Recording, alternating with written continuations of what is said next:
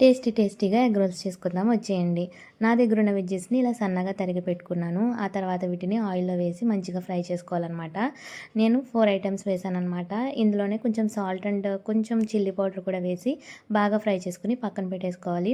తర్వాత ముందుగానే బాయిల్ చేసుకున్న ఎగ్స్ని ఇలా సన్నగా తరిగి వీటిని కూడా ఆయిల్లో కొంచెం ఫ్రై చేసుకోవాలి. ఇవి ఫ్రై అవుతున్నప్పుడు ఇందులో కూడా కొంచెం సాల్ట్ అండ్ చిల్లీ పౌడర్ వేసుకొని మంచిగా ఫ్రై చేసుకోవాలి. ఇవి ఫ్రై అవుతున్నప్పుడే మనం 2 ఎగ్స్ని ఇలా బీట్ చేసుకుని పక్కన పెట్టుకోవాలన్నమాట. ఆ తర్వాత కొంచెం కర్డ్ తీసుకొని అందులో కూడా కొంచెం సాల్ట్ అండ్ చిల్లీ పౌడర్, ధనియా పౌడర్ కూడా వేసుకొని ఒక పేస్ట్ లాగా చేసుకోవాలి.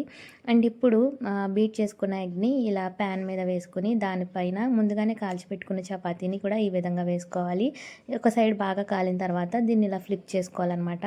ఇప్పుడు మనం ఇది కొంచెం కాలిన తర్వాత ఇలా ప్లేట్లోకి తీసుకొని ముందుగా మనం తయారు చేసి పెట్టుకున్న ఈ పెరుగు పేస్ట్ ఉంది కదా, దీన్ని ఇలా పైన వేసుకొని తర్వాత వెజ్జెస్ని కూడా ఇలా వేసుకొని ఫ్రై చేసిన ఎగ్ని కూడా ఇలా వేసుకొని ఇలా ఫోల్డ్ చేసేసుకుంటే మనకి ఎగ్ రోల్స్ అనేవి రెడీ అయిపోతాయి అనమాట. చాలా టేస్టీగా ఉన్నాయి. ఇందులో టొమాటో సాస్ వేసుకుని తింటే ఇంకా అదిరిపోతాయి అనమాట. రెసిపీని మీరు కూడా ఖచ్చితంగా ట్రై చేసి ఎలా వచ్చిందో కామెంట్ చేసేయండి. వీడియో నచ్చితే లైక్ చేసి ఫాలో చేసేయండి. బాయ్.